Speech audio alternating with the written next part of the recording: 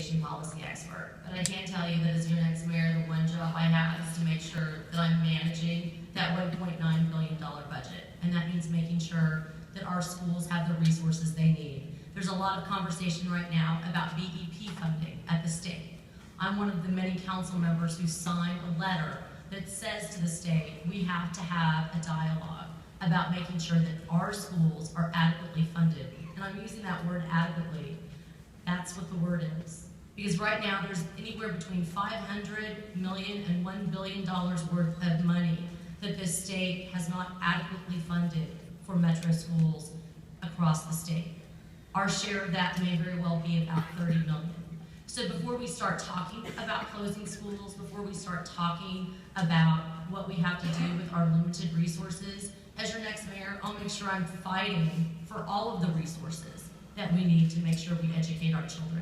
It means going and getting the federal dollars when we're talking about infrastructure upgrades that the Congress is considering. It means making sure that the state is giving us our fair share. And it means making sure that those dollars are